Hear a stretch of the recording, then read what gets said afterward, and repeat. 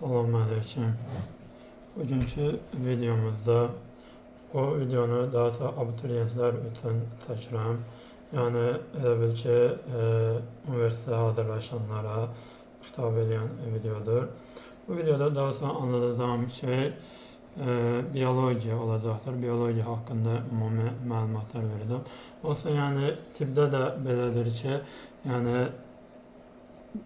tibbdə biyologiya ilə bağlantılıdır onsuz da. Yəni ikisi də canlı orqanizmlərin öyrənilməsidir.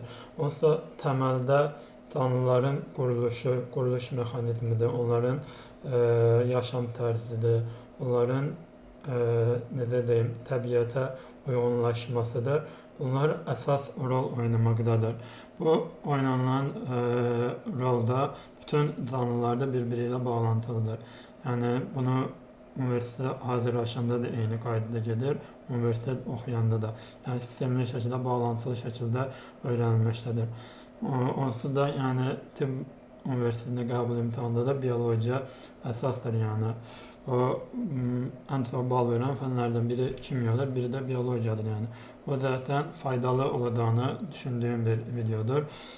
Bu videoda ümumi məlumatlardan danışacağım. Ümumi olaraq biyoloji terminlərdən, onların açıqlamasından və hansı istifadə qaydalarından təməl bir neçə məlumatı paylaşacağım ki, yəni abituriyentlər də bu məlumatları onsuz da bilirlər. Sadəcə olaraq öz anlatım tərzimə uyğun olaraq bunu yorumlayıb anladıram. Ki, yəni onsuz da YouTube'da bu haqda bir çox dərs videoları vardır. Onlara da baxılıblar. Amma belə bu şəkildə də ümumi danışıq dili ilə anladılan videolara da baxıla bilər. Biyologiya ümumi olaraq nədir? Biyologiya, bios, canlı, logos, elm deməkdir. Biyologiya canlıların həyat tərzini, onların mühitə uyğunlaşmasını və onların təməl bir vəhdət olaraq orqanizmlərini öyrənir. Biyologiya ümumi olaraq bunları araşdırmaqdadır. 9-cu sinifdə anatomiyada keçilir. Ümumi olaraq bunu deyə bilərəm ki, biyologiyada bizdə daha çox bitkilər öyrənilməkdədir. Yəni bildiyimiz üzrə 250.000-300.000 bitki növü vardır. Bu bitki növlərindən xüsusiyyətləridir, xarakteristikalardır, onların yerləşdiyi qruplardır, fəsilələrdir, növləridir, növlərin ayrıcalıqlarıdır. Biyologiyada bizdə əsas etibarilə bunlar öyrədilməkdəydi. Bildiyimiz üzrə yəni 300.000 növ, bunların fəsilələri ayrı-ayrı anladılır. Bunların yerləşdiyi qruplar, cinslər, növlər ayrı-ayrı olaraq anladılmaqdadır. Bitkilərin kökü, gövdəsi, yarpağı, onların necə əmələ gəlir, əmələ gəlmə mexanizmi, o əmələ gəlmə mexanizminin hissələri, parametrləri bunlar anladılır.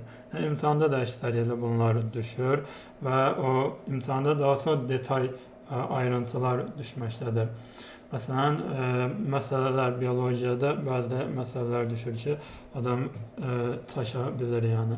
Amma o kiçik detaylar var ki, onlar yadda qalanda biz asanca yazırdıq. Məsələn, adi şeylər düşürdü. Bitkilərin üzərində olan, yarpaqların üzərində olan ağızlıqların sayına görə məsələləri verirdi ki, hansı bitkinin dərdikləri üzərində yerləşən ağızlıqların sayı nə qədərdir? Buna görə düşən suallar olurdu. Məsələn, bəzi bitkilərdə hər iki üzündə ağızlıq yerləşir. Məsələn, kələm kimi bitkilərdə hər iki üzündə dərisində ağızlıq yerləşir. Amma bəzi bitkilərdə də yalnız üst hissəsində ağızlıq yerləşməkdədir. Məsələn, Viktoriya, sambağa kimi bitkilərdə ağızlıqlar ancaq üst dərəcəkdə, yarpağın üst hissəsində yerləşir. Sustan və kələm kimi bitkilərdə isə hər iki tərəfində bu dediyimiz ağızlıqlar yerləşməkdədir. yerləşdirilmişdir. Bitkilərdə gedən fotosintez prosesindən danışmaq olar. Fotosintez prosesi bildiyimiz üzere işıqda bitkinin xloroplastlarında gedən bir prosesdir. Bu prosesdə üzüm maddələr yaranır və bu üzüm maddələr yarpaqda əmələ gəldikdən sonra bitkinin gövdəsinə, kökünə və yarpağın özünə də olmaqla digər hissələrinə ələyə bənzər borular vasitəsilə çatdırılmaqdadır.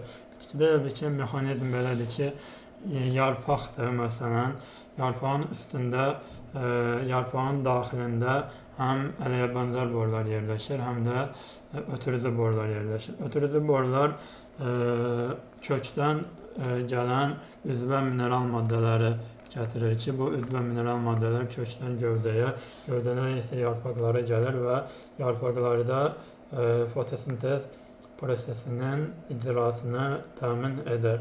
Bu fotosintez prosesi də ancaq işıqlı havada keçirdilməkdədir. Qaranlıqda keçirdilmir. Niyə keçirdilmir? Çünki qaranlıqda işıq yoxdur və bu reaksiya gedə bilmir. Onun üçün də məsələn, qaranlıqda bitkini uzun müddət saxladıqda o saralmağa başlayır. Bundan başqa, məsələn, bitkidə transpirasiya prosesi gedir ki, transpirasiya prosesi nədir? Suyun buxarlanması prosesi. Burada nə baş verir? Burada deməli suyun bitkidən buxarlanması və bu nəticədə bitkinin soyudulması baş verir. Buradan belə bir nəticə də çıxarda bilərik ki, isti havalarda niyə məsələn qızmar günəş olanda məsələn dəmir şifir qızır, amma bitki qızmır. Bu transpirasiya prosesi nəticəsində qızdırılmır, yəni proses bu şəkildə getməkdədir. Bundan başqa bitkinin hissələrindən danışmaq olar biraz. Məsələn, bitkinin kökü, gövdəsi, yarpağı 3 hissəyə ayrılır və kökün özü də ayrı-ayrı hissələrdən təşkil olunmuşdur. Kökün özünün ucundan kök üsküyü deyilən hissə vardır ki, bu hissə kökü torpağın zədələrindən, o torpaq hissədiklərinin zədələrindən qorumaqdadır. Məsələn, bu torpağa sürtünüb məhv ola bilər, amma bu zamanda kökdə yerləşən törədici toxuma vasitəsilə burada deməli yenidən bu kök üsküyü yaranır və bu hüceyrələr çoxalıb kök üsküyünü bərpa etməkdədir. Bu şəkildədir bitkinin hissələri. Məsələn, dəyişmələri də var. Adi məsələn bitki deyirik, amma o vaxtda öyrənəndə çox adi olmadığını görürdük ki, yəni ayrı-ayrı hissələrin necə bir araya gəldi.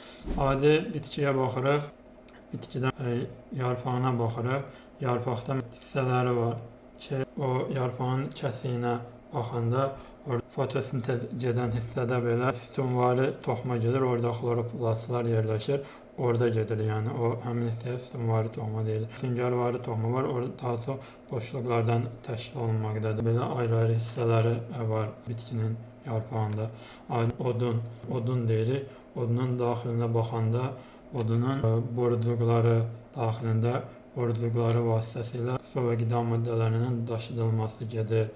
Gövdə hissəsinə baxırıq, üzəri qabıqla örtülən hissəsi ilə arasında kambi yerləşir ki, kambi ilə hüceyrələrin bölünməsi prosesi baş verir ki, burada həm qabıq üçün, həm də gövdəsi üçün hüceyrələrin çoxalması prosesi baş verir.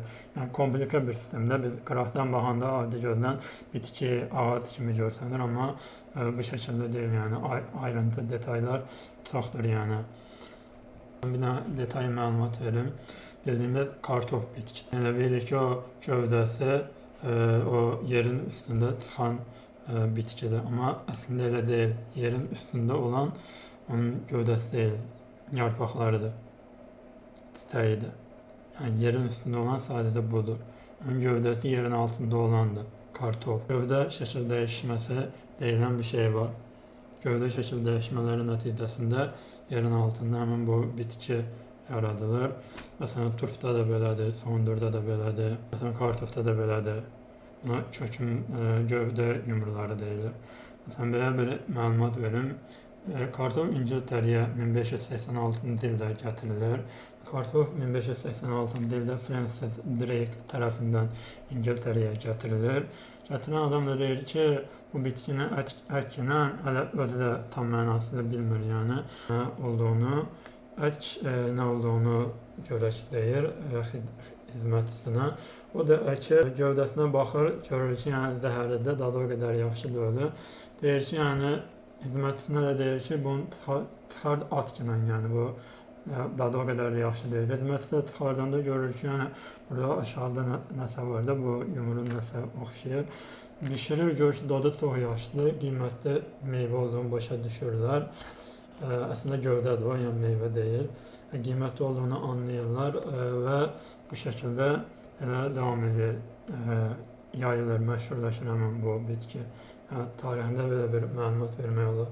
Məsələn, bu şəkil dəyişmələr olsun, kökümsüz gövdə var, gövdə yumrularıdır, soğanaqlar olsun. Məsələn, bildiyimiz bu soğan, kökün altında, yerin altında bitən soğan özü, o gövdədir, gövdənin şəkil dəyişməsidir. O nəticədə əmələ gəlir. O soğan elə yaradılır ki, üstündə pulcuqla örtülür və o pulcuqla örtülməsi, o pulcuğun quruması nəticəsində onun torpağın altında dağılmaqdan qorudulur. Yəni bu şəkildə bitkiləri anlada bilərik, bitkilərin ümumi quruluş mexanizmini anlada bilərik. Soğanaqlara çox nümunə verə bilərik. Soğanı, sarımsağı, nərgizi, zambağı, hiyasinti, dağ laləsini, bunlar hamısı soğanaqlı bitkilərə nümunədir, yəni. Ümumi olaraq götürdüyümüzdə kök dediyimiz isə, kök deyəndə çoxumuz deyirik ki, kökdür, yəni bildiyimiz kökdür, yəni yerin altında bitən, çoxalan, böyüyən, şaxələnən bir hissədir.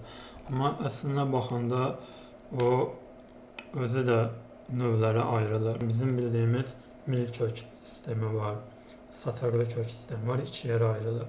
Məsələn, milkök sistemində əsas kök əksəriyyətlə böyüyür və yerin altına doğru uzanır.